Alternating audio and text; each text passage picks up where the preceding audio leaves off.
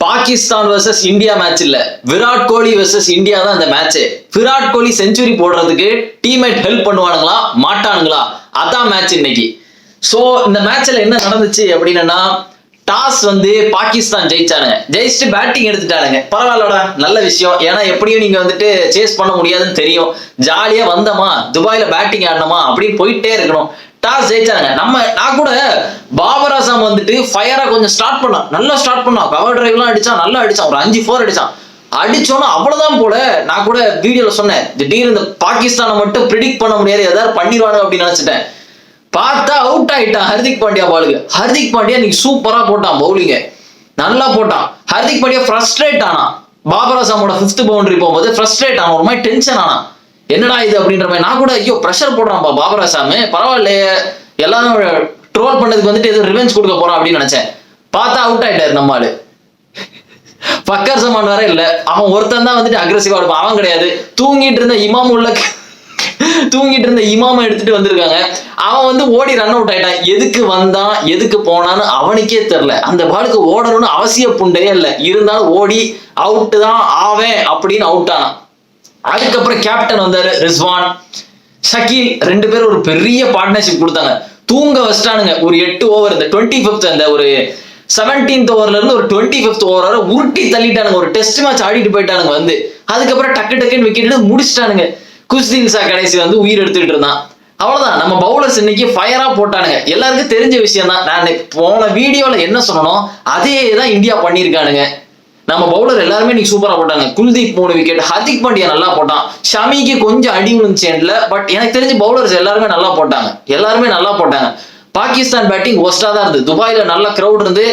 ஆனா பாகிஸ்தான் ஃபேன்ஸ் மூஞ்சில ஒரு மரண பீதி இருந்து, எப்படியும் நம்ம தோக்க தான் போறோம் அப்படின்ற மாதிரி. போன வீடியோல நான் என்ன சொன்னனோ அதே தான் இந்தியா பண்ணிருக்காங்க. நான் என்ன சொன்னேன், ரோஹித் சர்மா அட்டாக் பண்ணும், அதுக்கப்புறம் சுமன் கில் ஆட ஆரம்பிக்கணும், விராட் கோலியோட வேலை ஒரு சைடு நின்னாலே போதும் அப்படின்னு. அது நடந்துச்சு. அதுக்கப்புறம் ஸ்பின்னரை வந்து ஸ்ரேயஸ் ஐயர் அடிப்பான். அதுக்கப்புறம் பின்னாடி வர அக்சர் பட்டேல் எல்லாம் பாத்துக்கிடுவாங்க அப்படின்னு. அதே தான் நடந்துச்சு.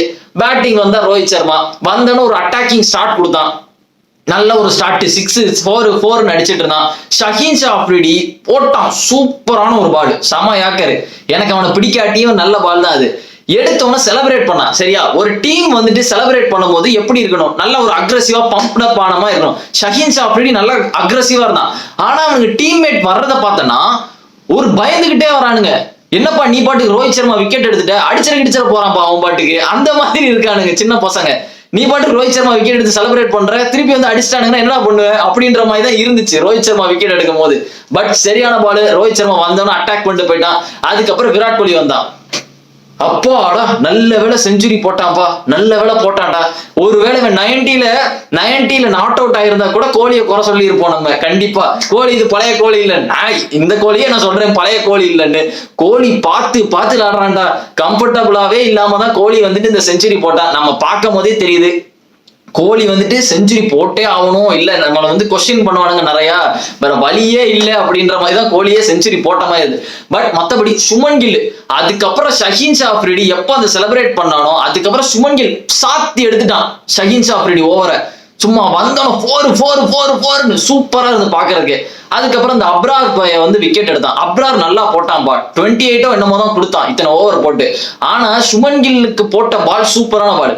எடுத்துட்டு இதுல ஆட்டிடியூட் புண்டை வேற இருக்கு. இப்படி கையை வச்சுட்டு என்னடா என்ன தோக்கடிக்க போறீங்களா, எங்களை வந்து தோக்கடிக்க போறீங்களாடா, தோக்கடிக்க போறீங்களா? வேர்ல்டுலயே ஒன் சைடு ரைவல்ரினா அது இதான்டா. இந்தியா பாகிஸ்தான் மாதிரி ஒரு ஒன் சைடு ரைவல்ரியை நான் பார்த்ததே இல்லடா. ஆதி காலத்துல இருந்து ரைவல்ரின்றானுங்க. எப்பவும் நம்ம தான் அடிப்போம், என்னைக்காவது ஒரு நாள் அடிச்சிருவானுங்க, அதை தலையில தூக்கி வச்சு கொண்டாடுவானுங்க.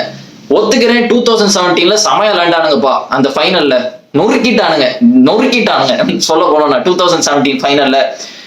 ஏன்னா நான் பார்த்தேன், லைவ்ல பார்த்துட்டு இருக்கும், எனக்கு அப்படி இருந்துச்சு, பக்குன்னு இருந்துச்சு. என்னடா இப்படி போட்டு அடிக்கிறான், முகமது அமீர் பறக்க விடுறான் பவுலிங் எல்லாம், ஃபக்கர் சமான் இந்த அடி அடிக்கிறான் அப்படின்ற மாதிரி இருந்து. பட் அதுக்கு ஒரு பெர்ஃபெக்டான ரிவெஞ்ச் கொடுத்துட்டோம்ப்பா. இத்தனை வருஷம் கழிச்சு கொடுத்துருக்கோம். அது கொஞ்சம் நிம்மதியா இருக்கு எனக்கு. ஒரு 8 இயர்ஸ் கழிச்சுட்டு ஒரு பெர்ஃபெக்டான ரிவெஞ்ச் நம்ம வந்து பாகிஸ்தானுக்கு கொடுத்துருக்கோம். ஹோஸ்ட் நேஷன்ஸ்ரா நீங்க ஒரு ஹோஸ்ட் மாதிரியான விளையாடுறீங்க. 2 மேட்ச் தோத்துட்டீங்க. நீங்க வெளியே போறீங்க டோர்னமெண்ட் விட்டு, அது தெரியுதா? நாளைக்கு இப்ப நடக்க போகுது பங்களாதேஷ் வர்சஸ் நியூசிலாந்து நடக்க போகுது. இப்ப பாகிஸ்தான் வந்து செலக்ட் ஆகணும் அப்படின்னா அதுக்கு ஒரே ஒரு வழிதான். அதுக்கு இந்தியாவும் பங்களாதேஷும் நியூசிலாண்ட மரணத்தனமா தோக்கடிக்கணும். பாகிஸ்தான் பங்களாதேஷ சூப்பரா வின் பண்ணணும்.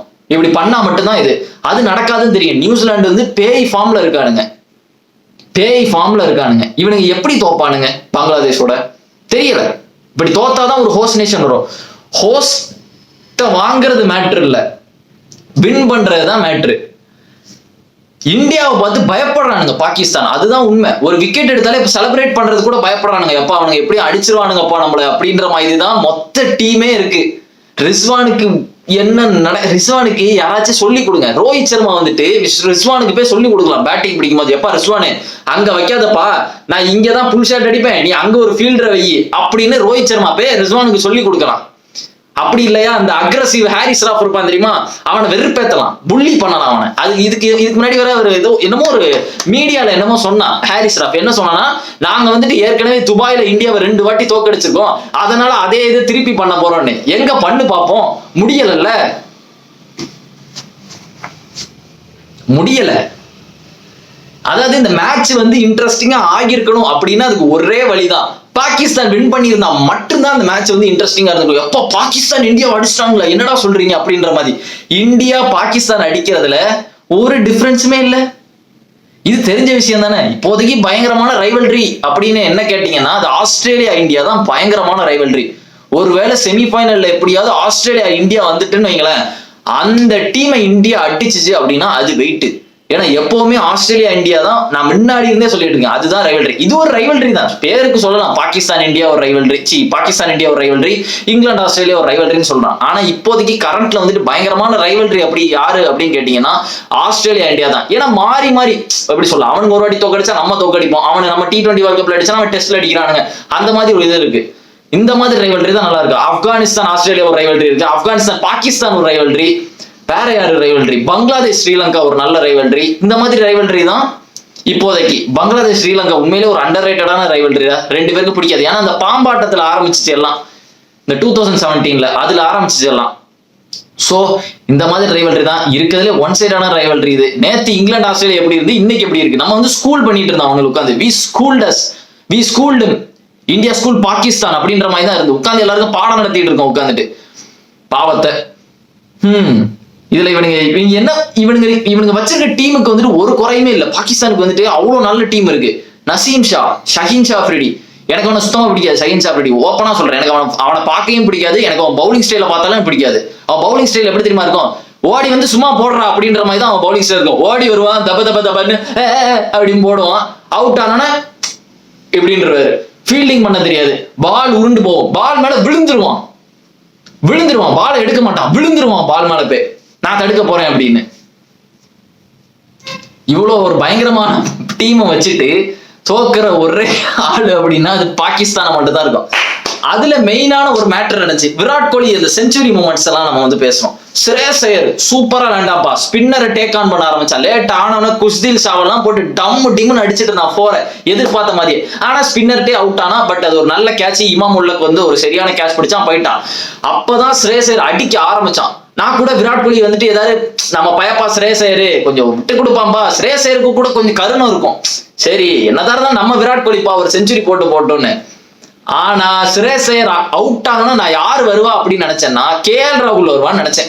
சரி KL ராகுல்பா நம்ம விராட் கோலிக்கு விட்டு கொடுத்தோம் அப்படின்னு நினைச்சேன். ஆனா உள்ள வந்தது ஹர்திக் பாண்டியா. விராட் கோலி செஞ்சுரிய மறந்துருங்க, புரியுதா. பாபர் அசாம் அந்த சைடு வந்திருந்தான்னு கூட பாபர் அசாம் விட்டு கொடுத்துருப்பான், எப்ப கிங் கோலி நீங்களே செஞ்சுரி போட்டுக்கோங்க அப்படின்னு இருப்பான். ஆனா பாண்டியா விராட் கோலி 99ல இருந்தான்னு வச்சுக்கோங்களேன், டீம் ஸ்கோர் வந்துட்டு சார் நீங்க வந்துட்டு 30 ரன் அடிக்கணும் சார், விராட் கோலி 99ல இருக்கான், ஈஸியா விராட் கோலி வந்துட்டு செஞ்சுரி போட்டுடலாம். ஆனா டீம் ஸ்கோர் 30 ரன் இருக்கு அப்படின்னா ஹர்திக் பாண்டியா 5 6 அடிக்க கூட வாய்ப்பு இருக்கு. 5 6 அடிக்க கூட ஹர்திக் பாண்டியாக்கு வாய்ப்பு இருக்கு. ஏன்னா நம்மால் அப்படிப்பட்டாலு. ஹர்திக் பாண்டியா உள்ள வந்தோடனே விராட் கோலிக்கு ஒரு மரண பீதி, அப்படியே ஒரு பயம், KL ராகுல உள்ள இறக்குடா, ஏன் பாண்டியா வரான் உள்ள அப்படின்ற மாதிரி ஒரு பீதி. அந்த எனக்கு ஹர்திக் பாண்டியா பார்த்தானே எனக்கும் அப்படித்தான் இருந்து இவையா உள்ள வரான் கேள கொண்டு வாங்கடா ஏன்டா அவனை புதைச்சு வச்சிருக்கீங்க உள்ளன்னு. பாண்டியா உள்ள வந்தோன்னு ஒரு 4